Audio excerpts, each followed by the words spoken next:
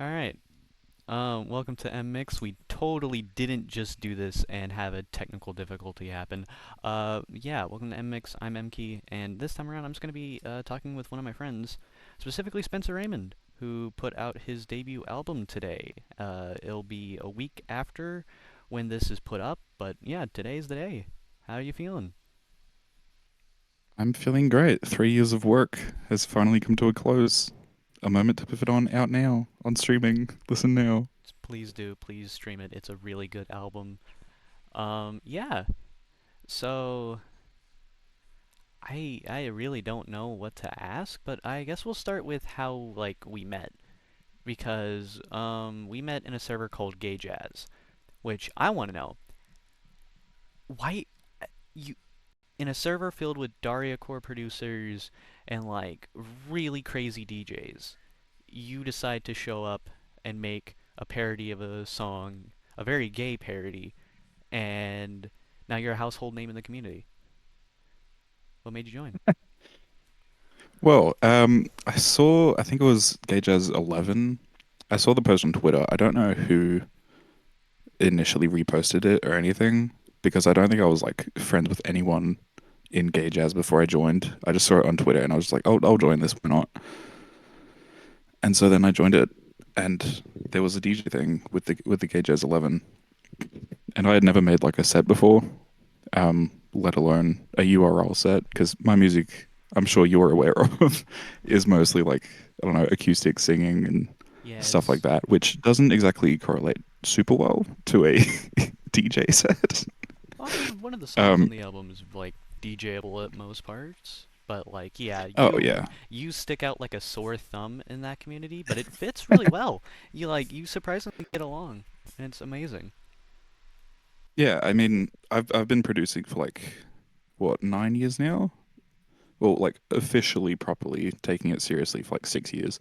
My first 3 years of taking it seriously was all like EDM, electronic instrumental music. So I'm very at home with all the, I don't know, Dariacore and all the other kind of electronic DJ scene, because that's kind of where I started out making music, and then I moved my own style to like different, more singing and more like honest songwriting stuff more than hardcore bangers. Um, but as I moved my own style, I didn't really change the scene that I was in. So I'm still mostly friends with like electronic producers and stuff, but I'm just like also here, even though I make completely different stuff now. Uh, yeah, it's really interesting to say the least, 'cause I think using your background in like electronic production and such on this album was really, really smart. The synth work, amazing. It's Thank what's you. like I know people like really praise your voice and your guitar playing, but the synth and drum work, great, honestly, really, really fitting. And you don't hear it, but when you do and you pay attention to it, it's phenomenal. Yeah. Thank you. Uh, I, do you got any like words on that, like side of stuff? Yeah. Yeah. So with the synths and stuff like that, when I started making this kind of music, I kind of knew in the back of my head, I was like, hang on, since I've been doing this electronic stuff, I've got my foot in the game. Is that a saying? I think I just Yeah. made that up. I got my foot in the game. A foot in the game, maybe like ahead of the game or something. Probably ahead of the game. Probably, probably Yeah, not foot. not foot. But anyway, um, yeah, I was thinking to myself like I've got my head in the game, and I've got this experience with layering and making big drops and stuff like that. So since my music now is like mostly calm, I like to have like a bit of a drop, a bit of a breakdown at some point in the song, like, deserve it. That whole song is like a build up until the end, Yeah. stuff like that. And I don't think I would be able to make those as impactful as they are now if I hadn't had that experience making electronic music and being able to know, like, oh, should I layer these sounds together, or is that just doing too much? And sometimes it is too much, but that's okay. Yeah, it's definitely a balance of like learning, hey, is this too much or is this just right? And if it is too much, is it too much in like a cool way or is it too much in a you're overdoing it, calm down kind of way? Um, Completely. it's definitely a hard balance to like find in some aspects, but like sometimes it's just okay to go over the top, go crazy, go stupid, and like you said with your song Deserve It, there are times like that where yeah, going overblown with it is just a good idea. Yeah, Um, with Deserve It, for like the longest time, that song didn't even have drums at the end. It was just straight up. I think I added like one electric guitar that was distorted at the end of it, and for like a year, it was just that at like the breakdown, and I was just like, this is really good. And then one day I was just like, what if I take it further? What if I add drums? What if I add 20 layers of different like synths and shit? Like would that be poggers? And then it was poggers. it was definitely poggers. That is a word to describe that. Yeah. Speaking of poggers and gamer culture, that was a phenomenal accidental transition. Another like burning question of mine is that you are somewhat of a gamer behind like the singer-songwriter stuff. When I have like my friends tab open on Discord, you're usually playing Destiny 2 or some other games. Yeah, what's your Yes. familiarity with that? Like, did that impact the album in any way? I'm not guessing it did, but hey, who knows? In some ways, probably it did. Yeah, I've been playing Destiny 2 for like at this point since it came out, but like seriously, I've been playing it for like a year nonstop. I've got 1,200 hours on Steam Ah, don't worry of, about it. of Destiny. So, um, but yeah, I don't know if it's like really changed the sound of the album much. It's probably definitely made the album take a lot longer to finish because I've been too busy playing it. No, But I that's think that probably did help. that no, that is insanely relatable. I was like thinking this week, yeah, I'm gonna like try to finish this EP and like, get all the songs that I have like pretty much almost done. I did none of that. The only music thing I've done, recorded a 2-hour set impulsively, and it was best one I've done apparently. So yeah, it's good to take your time with things, and if games help you like calm down, then sure, why not? Yeah, I mean, it probably added like what, like 1 year total to the cooking time of this album, but like I don't mind it too much because taking that time in between working on songs and mixing and stuff like that, it lets your ears rest a little bit, but it also just like lets you clear your mind and then come back to the song with an open mind and be like, wow, this is what I should do with this song. And I only know that because I spent 6 hours doing a raid with friends. Yeah, there's moments where I'm like listening to other music while playing a video game, and it's like, oh, wait, what if I did this on my own song? And then usually when I try it, it works.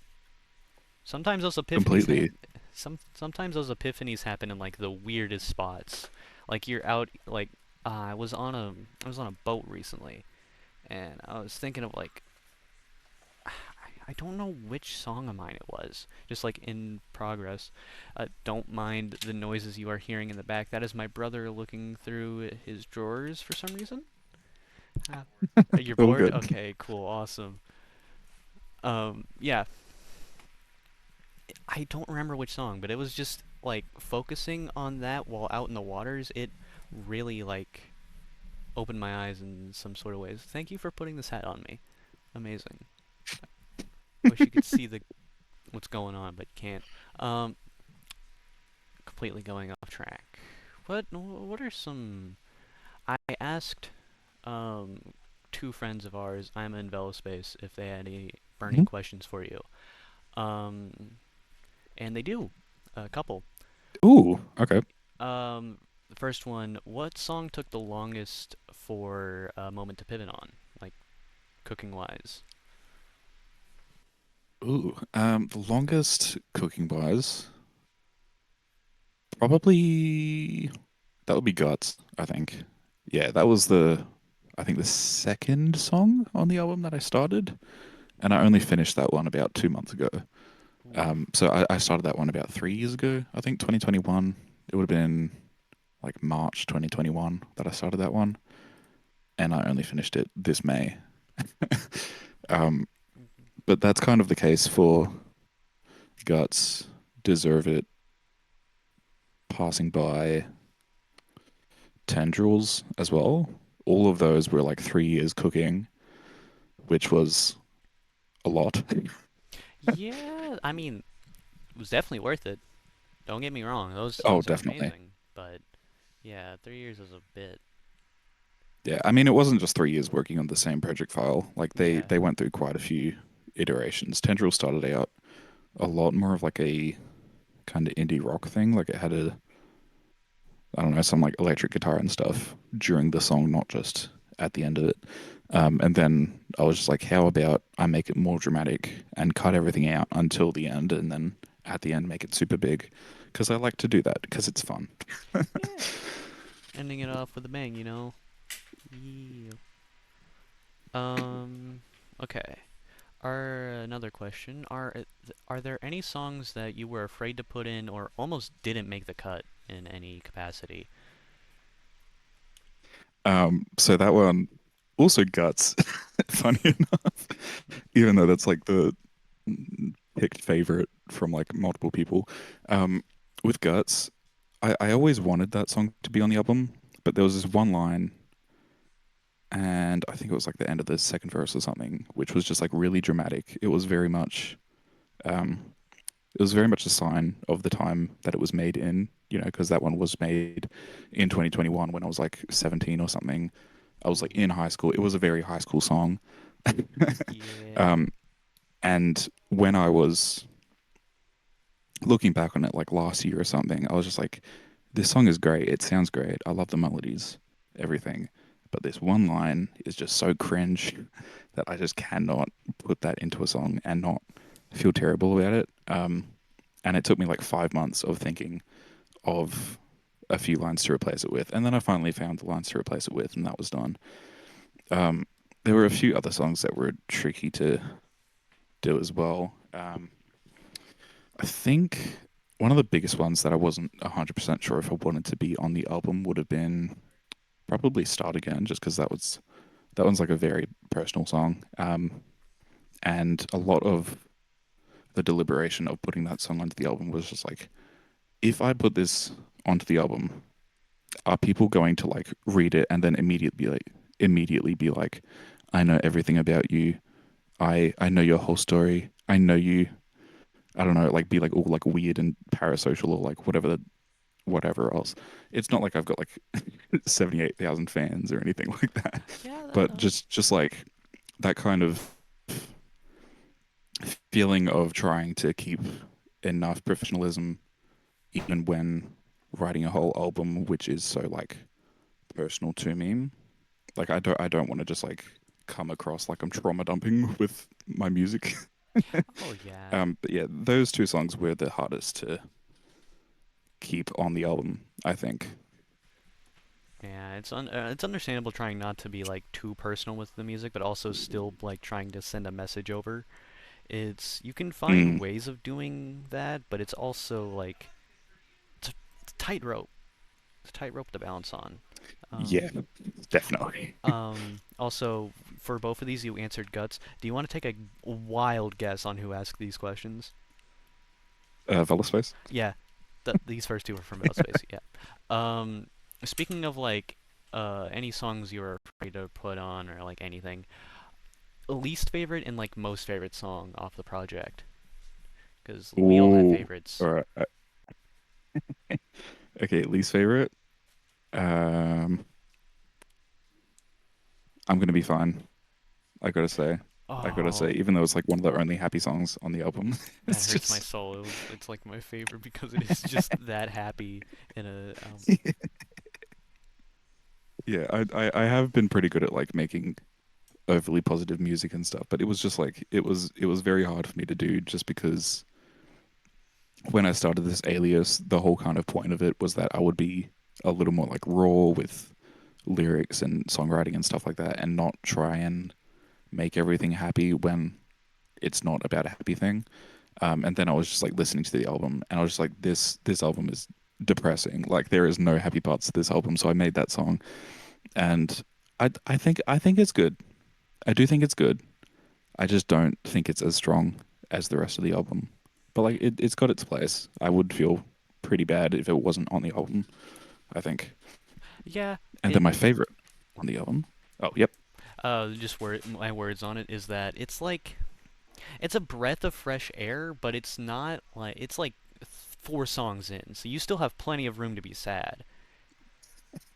It comes in at like Yeah. this nice point. It's like, oh, you're about to jump off the deep end. Well, let's give you this one final whoopee, and then sad. Yeah, definitely. I think it definitely does have its place, I think. I'm sure one day in the future I might change my mind and there might be a different song that I don't like even more than I don't like that one. But I think at the current time, it's still good. It's just not as good. But yeah, in terms of my favorite song on the album, that would have to be a tie between Friends Again and Deserve It, I think. Just Ooh. because those are both such like big songs for me to write about like different things, and I was just like, holy crap, like I can make music about this kind of stuff.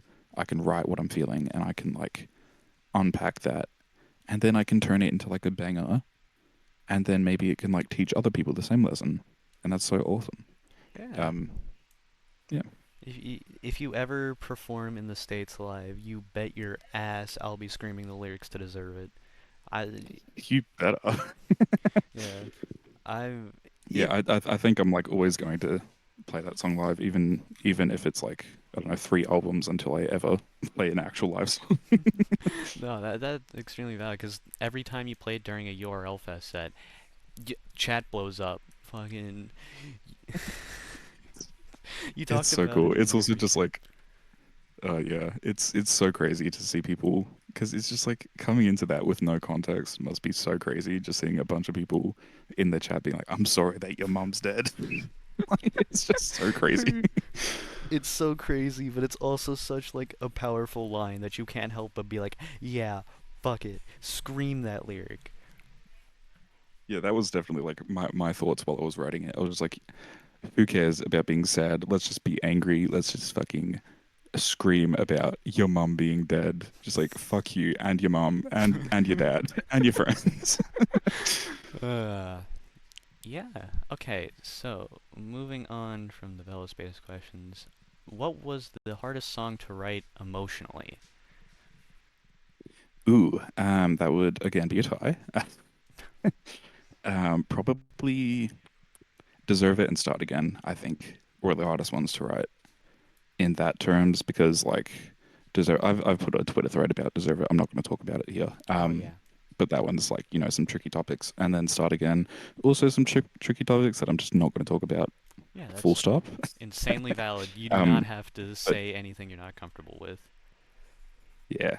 But yeah, in writing those ones, it was very confronting kind of because like music has always been a way to find catharsis for me.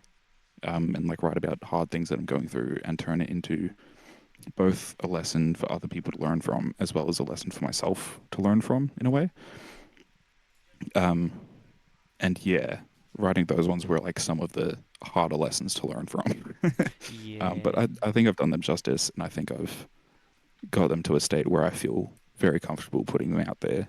And I don't know, I think they can teach people lessons, which I think is the most important part about writing tricky songs like that. Yeah, 100%.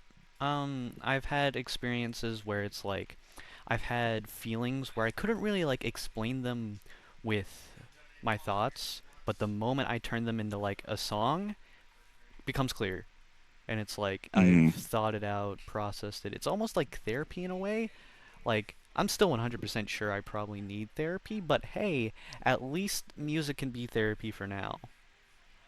yeah, 1,000%. I mean, like, yeah, I've had a lot of therapy in the past, but like, there's nothing that comes close to writing music, even though it is a bit harder than just like going to a doctor and talking about your problems. Um, there's something that really helps about having the whole structure of like either I don't know, making a song that's sad but sounds good. But also, if you're writing lyrics, having to take those hard feelings and then rhyme them with each other is it's such a weird thing to think about, but it really helps you get those words out because even if you're not focusing on like the actual emotional part of the lyrics, you still have to focus on like making sure the structure is good and stuff like that. And then while you're focusing on the structure, some of the words just flow out of you. I don't know. It's a whole kind of thing. It's hard to put into words because it just feels like such like an innate part of writing, kind of. Oh, 100%. Agreed. Even though I don't really do lyrics that much, that's not, well, mostly because I'm not really comfortable with doing them. I still feel the same way, especially when with some songs you just know the feeling of it Completely. in the Yeah. production. Um, I want to talk about like the visual aesthetic of the album, because even though it's Hmm. not a lot, it still fits. Like when you did the premiere yesterday, right? Um, well, yeah, yesterday it's like 11 p.m. for me. Time zones are weird. Um, It was yesterday for me. You're good. yeah. Um, it was very like the visualizer was colorful, but there was like a VHS filter over it, and then the album cover is just a picture of you. It's very nostalgic and introspective in a way that you wouldn't really think. Yeah.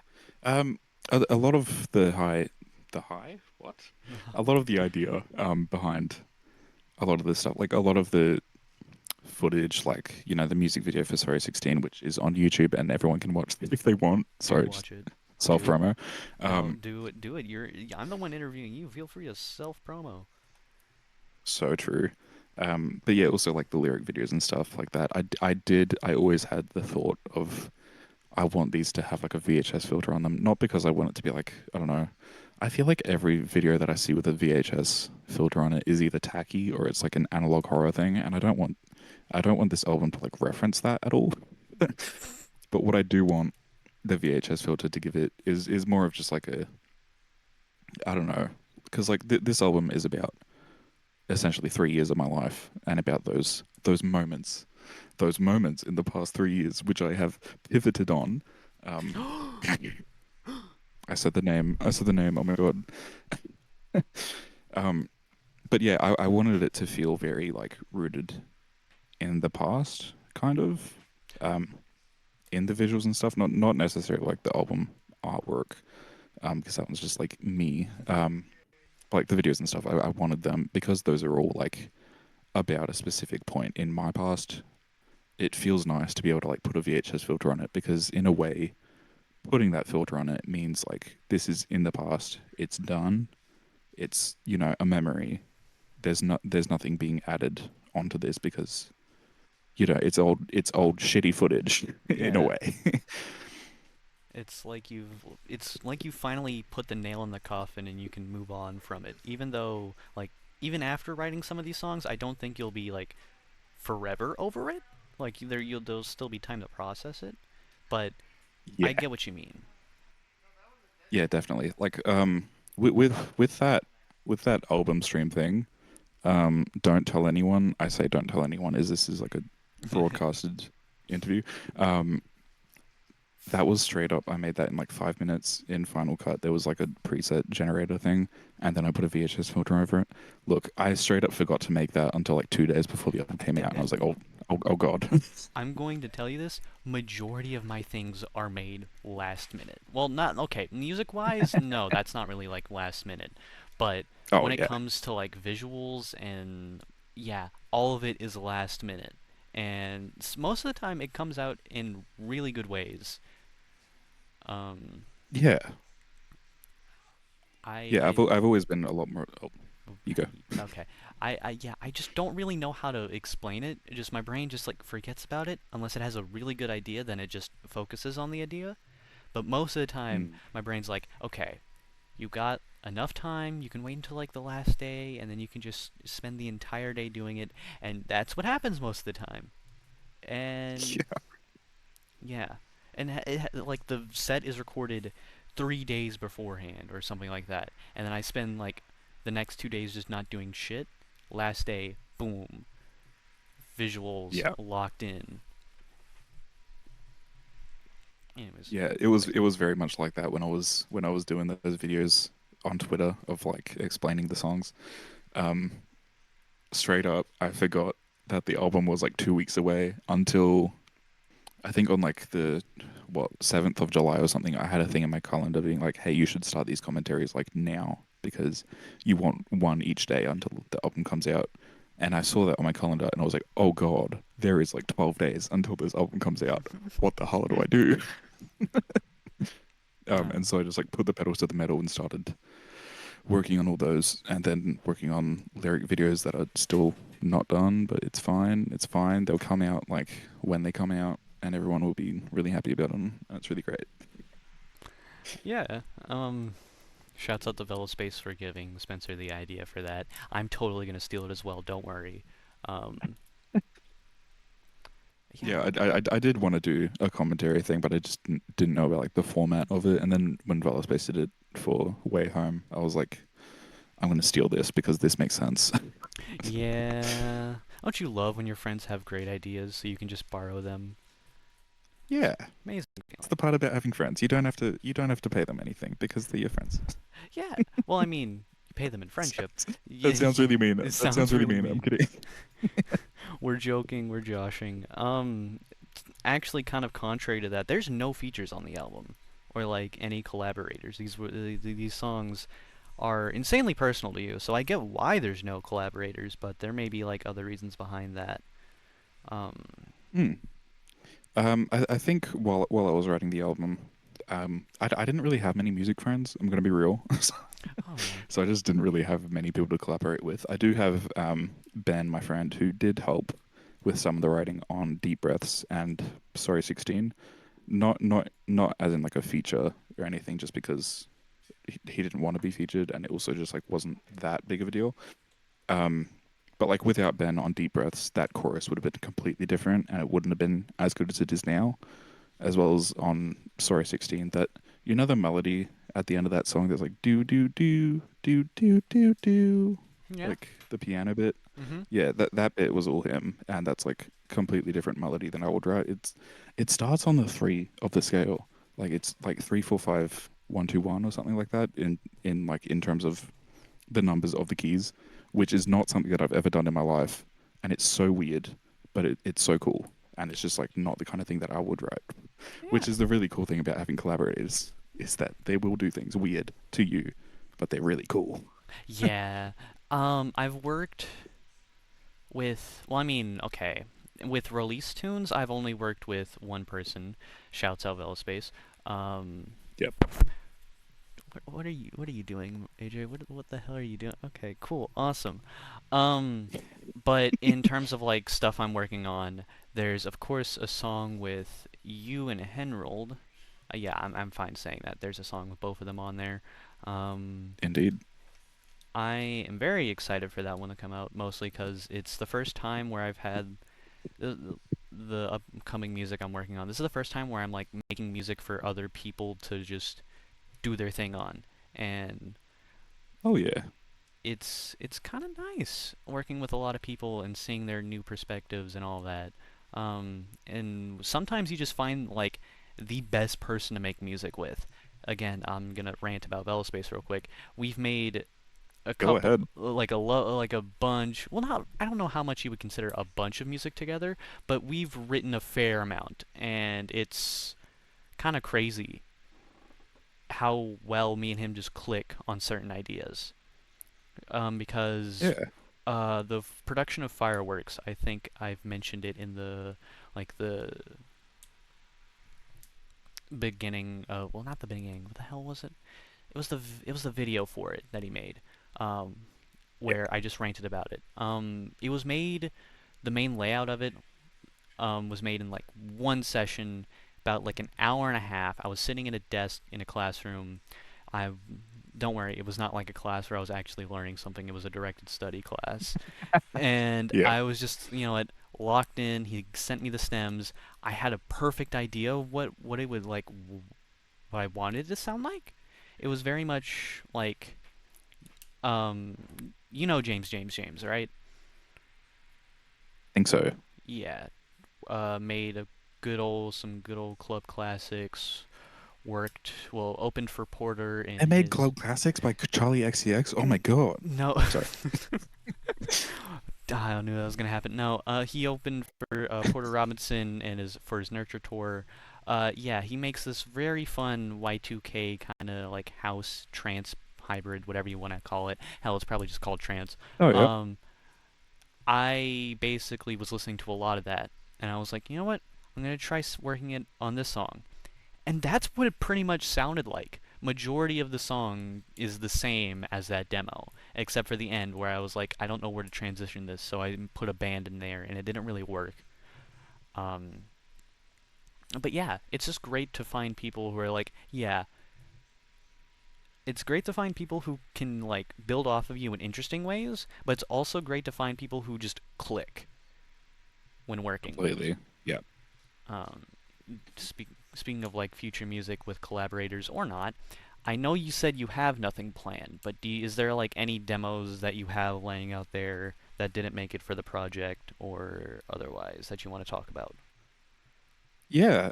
So there is one song which is a demo for the project, which you can actually get on my CD, which is out now on my Bandcamp. Let's go. Sorry Self for promo. Let's go.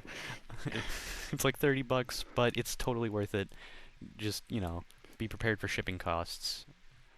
Yeah. Unfortunately, it is tricky. I think it's $30 USD total, Yeah, including shipping. it's like I around think that's how I 33. did the maths. It's around $33, but it's worth. I've if I get more money, I'll buy it. It's all good. Yeah. Um, but yeah, on that CD, I've got this song Tasmania, which is it's kind of a demo version of the song because it was recorded during a time in which my computer was absolutely shitting itself, and its liquid cooling thing was just like having a moment, and it was so loud, and I don't know what it was exactly, but I've got a new one now and it doesn't do it anymore. But anyway, so it completely ruined like the vocal recording as well as the guitar. Um, but it was a really nice song, and I could not. It's not that I could not be bothered recording it. Is that like I literally could not re-record it because my computer was absolutely on the way out. I talked way too long about the recording of that song. Anyway, the writing of that song. Oh, don't worry about it. What that song is, why I wanted that one to be on the CD, is because I don't know if you know this, but Tasmania, it's a state of Australia. Uh, Did you know I've that? I I'm gonna be honest, I didn't, but that Okay, kind of makes sense. okay. I never know how much of like geography and stuff like other people know because like for you, since you're American, I'm sure you know like the names of like most cities there. But Uh, me as an Australian, I know like New York and LA, and that's about it. yeah, I'm gonna be honest. That like I know a lot of city names, but I'm not like you asked me. Hell, if you ask me where like Idaho is on the Tennessee state map, well, not the Tennessee. Fuck, that's a different state, not the U.S. of A. If you told me like the point at where Idaho is on the USA map, I wouldn't tell you. I wouldn't be able. It, it's it's very much um it's very much like how Europe is built of like a lot of countries and some of those countries are like Yeah, smaller than states. Yeah, that's what the entire United States feels like. It's just every state is slightly different and it's kind of like their own country. yeah, yeah. It's very different down here. Like we're just like one country because we've only got like 7 states. They're all pretty similar. Um, but anyway, Tasmania is a little island state. And the story of that song is there was this one time I was looking, I was on like a lookout with a guy that I was dating at the time, and we were looking out onto the island. It's Phillip Island. It's like a popular tourist spot in Victoria, which is the state that I live in. Shout out Melbourne gang to the two Melburnians on the planet which use the internet. Um, anyway, yeah, so we were looking out onto Phillip Island, which is a little island where like all the tourists go. That's where like a bunch of people go to like retire. There's penguins there, even though it's like not snowy. There's just like penguins around. because they're just like native to that spot. Anyway, we were looking out on this lookout, and he asked me what island that was, and I didn't know it was Phillip Island, and I said it was Tasmania. Um, and this is very funny because they're very far apart. They are very different sizes. Phillip Island is very small. Tasmania is quite large. Anyway, this was just like me being completely stupid. But yeah, a lot of that song references a lot of things in Australia. It references like Gold Coast, which is another tourist spot. Um, but why I wanted that one to be on the CD is because I know a lot of my fans and friends and all that do live in America. And even though the shipping prices is exorbitant and not great, um, I wanted to be able to give back, even though they had to spend that money. So this isn't me trying to be like Taylor Swift and like include one song on each type of CD and all that shit. I mean, Taylor Um, Swift is mentioned on the album. It's in one lyric, but hey, she's oh, mentioned. she sure is mentioned. Stream the moment to pivot on track six, Friends Again. Um, Yippee.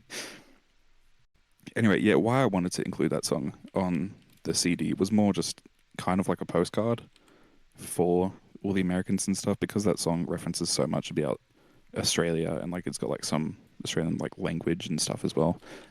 The word munted, which I don't believe Americans use too much. Um, No, I've never heard of that word in my life. I'm gonna be honest. so munted has a couple of meanings. It can mean like really like I guess like damaged kind of like it's just like oh like that's fucked up. You'd say oh that's munted like Ah, yeah. I don't know if your like computer got broken, like screen smashed in. Oh, my computer's munted.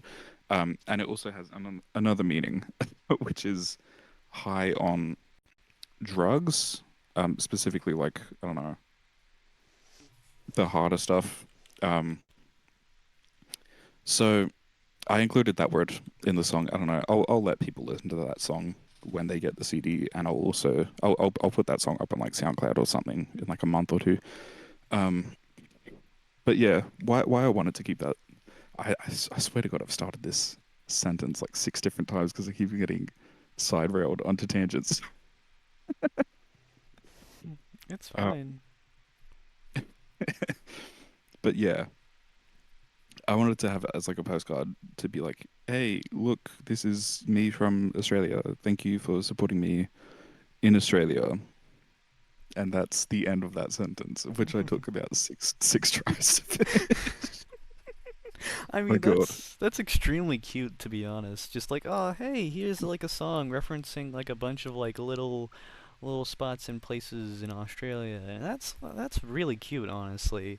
I might Yeah, I might I love steal it that when one. other artists talk about like where they're from and stuff. Like I don't know, a bunch of country songs or like there's like this one song Montana by Our City, which is like get lost in Montana. Like I don't know anything about Montana, but that's like really cool to hear about as an Australian. Oh yeah, I mean, like, how far do I want to go with it? Well, not in your eyes. I mean, like talking to myself here. There's a song I want to write that's based off like a silly pun that Americans have for like hitting up a girl in a bar. It's like, "Hey Okay. girl, are you from Tennessee? Because you're the only 10 I see." And that joke Yeah. is really fucking stupid as someone who's from Tennessee, Yeah. but I love it because this is so dumb, and I want to write a song about it where at least like that's like the main lyric. Um, but yeah, having like small moments of that and like, hey, here's where I'm from and all of that. I'll say it here. It's a like a focal point of what I'm writing about now, Oh and yeah. it kind of warms my heart that like I'm people like you. Well, yeah, that sounds very. There's Yeah. people out there You who people. you people. I mean, to be fair, you do call us Yanks often. Um, I do. like people are out there who like really like that, and it makes me happy. Yippee. Yeah. We have like 20 minutes left, and don't know what to talk about. Let's do some silly questions. Sure. Well, actually, before we get into the silly questions, there's like one last album-related question I want to ask. What were your inspirations for it? So my biggest inspirations in terms of writing it were probably um, okay, Lucy Dacus for the words because she is so cool, and the way that she uses words in songs is like so cool. I love the way that she writes is very like conversational, and that's how I like to write as well. I don't like to have too many like metaphors and stuff. I like to just like say it how it is a little bit and like still rhyme and all that stuff, of course, but Yeah. just like not worry too much about the poet poeticness of what I'm saying. Mm-hmm. Um, Other influences probably also Taylor Swift. Gonna be real. I do owe like a lot of my songwriting to her as well. Underscores for quite a bit of the production. On Raymond, that there's like a little beep in the background, which I completely stole from the Fish song. I'm gonna be real. Like Hell I didn't yeah. take the actual sample, but just like the idea of just having like a random beep. And then also probably a bit of Jane Remover as well. I didn't listen to Jane Remover until like the very end of working on the album, but like the ending of Give Me a Break was very much inspired by like a lot of her kind of shoegazy stuff. Interesting, interesting. Just like having like a really big build up and stuff, which is already something that I do, but just like the way that she layers guitars and like weird synth sounds and stuff like that, I liked. But yes, those are my influences. Yippee! Yeah, I mean that you. I'm gonna be honest. I thought there would be like a bit. I know your music is very singer-songwriter focused, but if you would have told me that this was a country artist and it's like that was his first album, I would have believed you. Like, as someone who lives in the South of America, where country is out there and ablaze and it's very popular, this is yeah. I wouldn't be surprised if this came out, well, ignoring your accent. That would be your dead giveaway. I would have thought it was like made by a country artist over here, which is good. It's amazing. Yeah, yeah. I mean, I did have like some definitely some influences from country. I mean, Friends Again is a country song. Yeah. I just don't listen to like don't call me like a blasphemer or whatever, but Oh, like I don't really listen to many country artists. you're telling me that? Um, I don't listen to country at all. I'm not really much of a. You're talking to the person who mainly listens to like electronic music and straight up like house and jungle. Fair. Yeah. But yeah, yeah, a lot of the writing and stuff is very country vibes. And some of that is like I don't know, like old Taylor Swift, like her old debut album. Um, but also just like random country songs that I've heard Hmm. on the radio and all that stuff. Just like that kind of writing of telling a story and being like really descriptive about things is something that I do try and do, even when I'm not writing a country song and I'm writing more of like a rock, indie, folk, acoustic, whatever else. Yeah. That's understandable. I mean, with the album, there is not, even though like the titles of the songs are somewhat very dramatic, like Tendrils and all, Start Again. It's very surprisingly poetic titles, but not poetic in the lyrics that much. But like the directness and being just like focused on telling the story really helps out. It helps you a lot. Yeah, thank you. So yeah, now it's time for the silly questions, like the nonsense Wait, questions. I've got a question for you. Oh, question time for me. Have you heard of a HSP? Oh, mm-hmm. Oh, what? You have? No, HSP? an HSP. Yes, the letters HSP. It's an acronym. It's a food. Um, familiar, but it may be because I've like watched the newest season of Jet Lag. But yeah, no, it's not common. Okay. I never know if this is like a widespread thing or if it is more of like a not American thing or something. Because like I have asked like a few like European friends and that about HSPs, and they do have different names for it, but pretty much it's you would get it from like a kebab shop. It's just like a box of chips and then kebab meat on top of that, and then sauce. Oh, well, But okay. it's very good. Are we talking about like chips as in fries, or are we talking chips as in like chips? Fries, Fries. fries. Um, I don't think. Yeah, I've never heard of that before. I think there's like Yeah, other names for it, but that seems really interesting. it stands for halal snack pack. Um, but yeah, I referenced Oh, that on the song "I'm Gonna Be Fine." Warm HSP on the table. Music is going on. I've done it all, but it's just a moment to pivot on. yo, Let's that's go. that's really cute. Oh yeah. Now that you said the acronym, yeah, I remember hearing about it on jet lag. I I know that's gonna be like really weird. Just like, oh yeah, this random internet show that like was playing a game in Australia. I mean, that's kind of the point of jet lag, to be honest. Like, other than being like a very dramatic and like fun game where you're traveling across the countries, it's you learn more about the countries in the process. It's like half educational, half like dramatic type of TV show.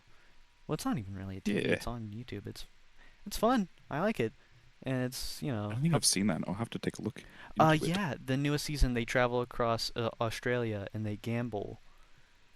Let's If you go. if you're in the gambling, um, Not personally, but love to see people losing money. well, they don't really. They win and like lose money, but they don't. There's no prize at the end. The prize is purely just, hey, I beat you, suck it, Real. kind of the vibe. Okay, so about 15 minutes left. Let's see, what nonsense questions can I come up with on the spot? Um, if a moment to pivot on was a movie, which movie would it be? Ooh. Hmm. It's okay. It's gonna be a mix. I'm gonna say it'll be like half Twilight Breaking Dawn, and the other half the rom-com. He's just not that into you. Twilight in a rom-com. You know what? That kind of fits. Surprisingly. 'Cause I think the Twilight is like the right amount of dramatic, but also a little bit stupid. Not to say that my album is stupid. It's really smart and like really normal. But just like I don't know. I don't take myself too seriously, as I'm Yeah. sure everyone's aware of, considering the cupcake acapellas that I put on everything. Oh, yeah, I forgot to ask. Okay, so what really inspired the cupcake cut like acapellas? Because I have a guess, and I don't think it's right on like where those Let like me a mem. guess. It's specifically Sound Clowns and maybe Clone Hero. Like, No. no, yeah, I don't think it was gonna be right. Where do those come from? Like, what inspired you to be like, yeah, let's do this. Let's ruin the song for everybody who's listening. I think it was partly you know those like TikTok cupcake remixes of like songs, and then they replace some of the words with like cupcake moaning or whatever else. Oh yeah. Um, I think it was partly that, but also I don't know. I forgot what the first one was. I think the first one was it My Favorite Psychic, the underscores, I think. Yeah, there was okay.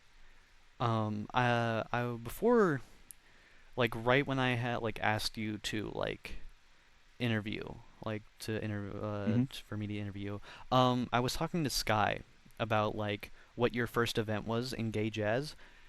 Surprisingly, it was now that's what I call gay jazz too, I think.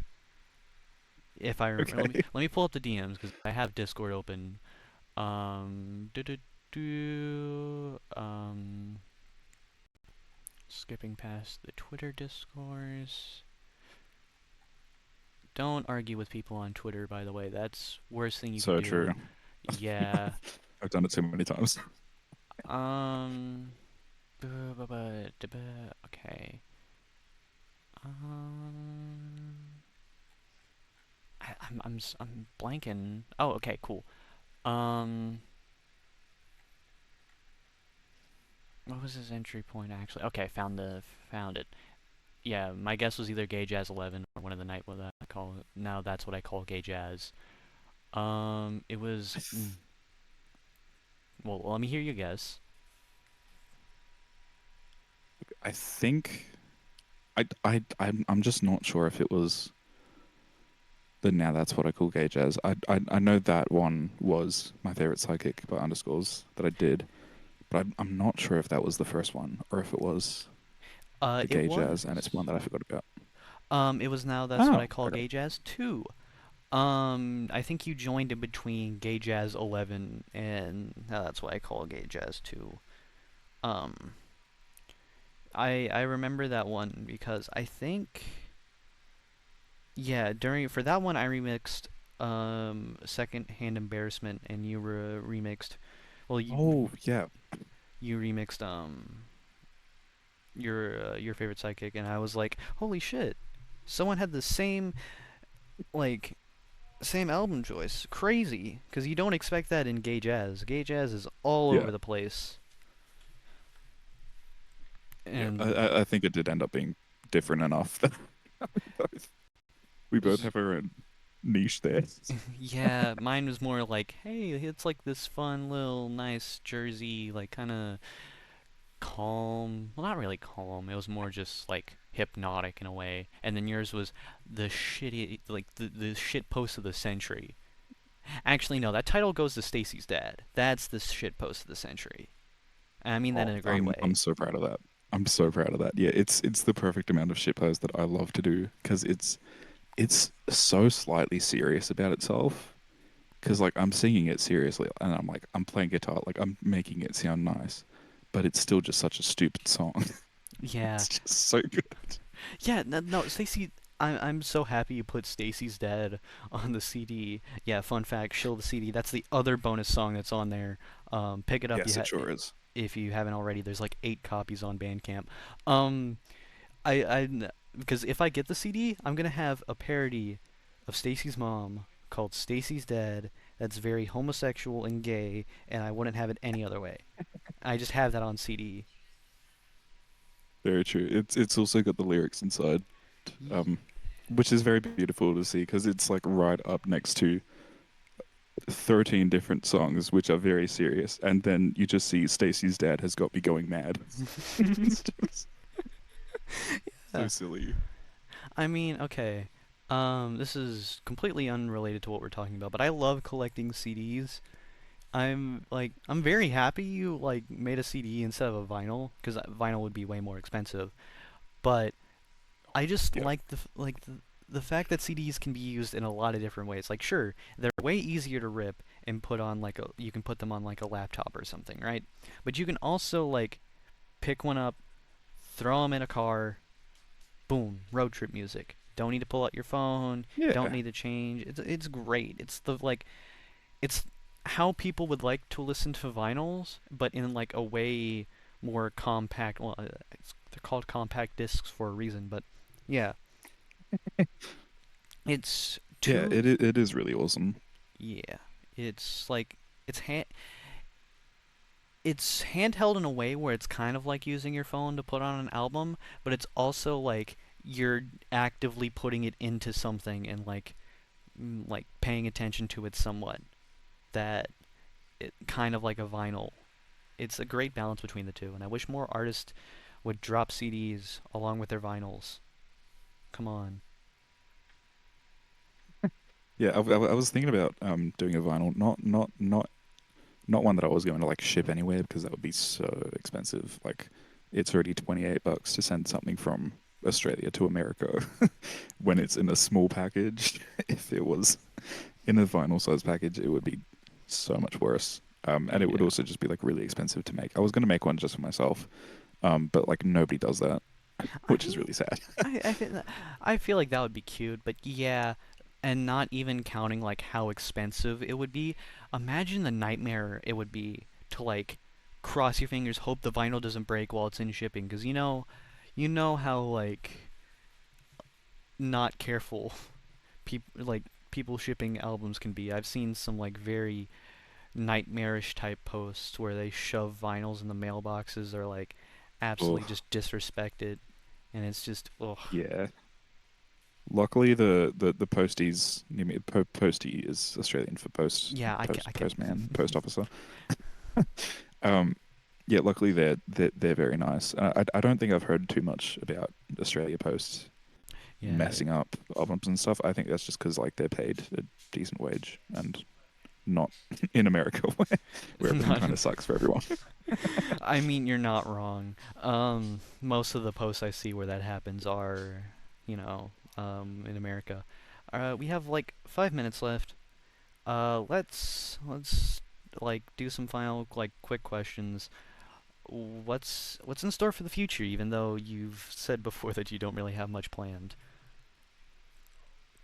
So I've got like some things coming out. I'm not sure how much I can say, but Yeah, I know. I there think is I know what you're something referring that to. might be coming out within a month. Who knows?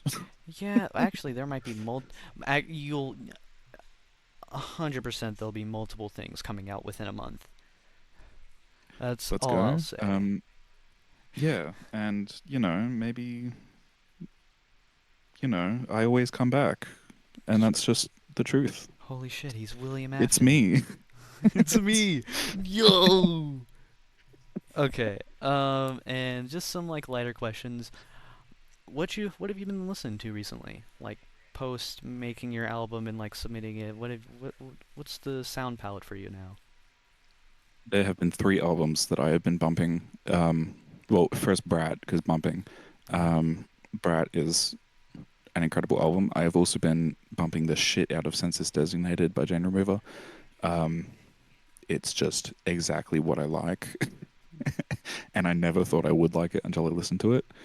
And I've also been listening to the album Begin to Look Around by Greta Ray, who is like an Australian music person. Fun fact, that's actually where I got the title for A Moment to Pivot On from.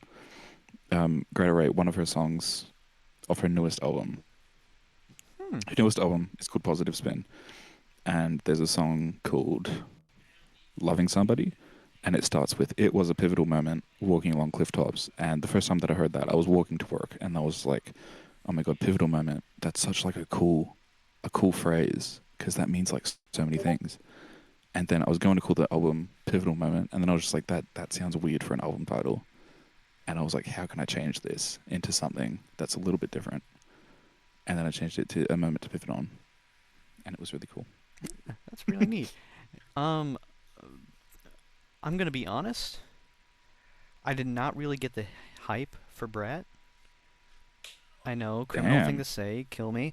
Um, I I feel like they lean more into pop than they do like electronic music because Oh yeah. like I feel like she uses it she uses like electronic like music culture and all that like DJing and the raves and all that, but the music itself is not really built for that in like any sort of way. Like there's some songs like Talk Talk really good, I'm gonna be honest.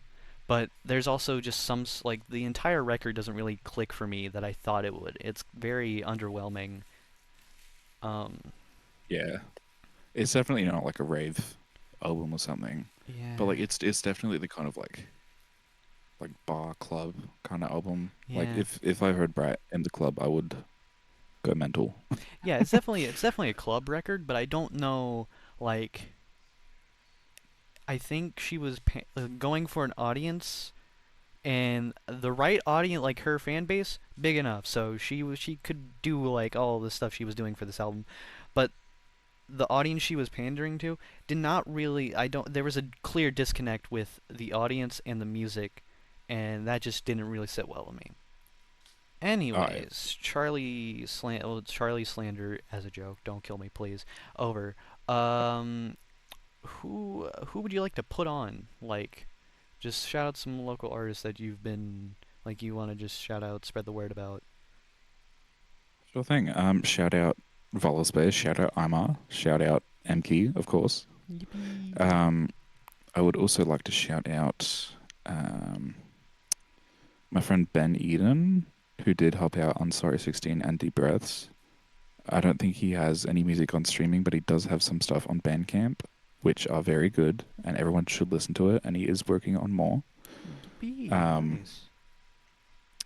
there's also Possums at Twilight, who I did a song with not long ago. It's called, what was that one called again? Last Dance, I think. It's like a dance pop kind of situation. It's very nice, very interesting electronic work, which I haven't heard from many other people, especially something that I've like sang on.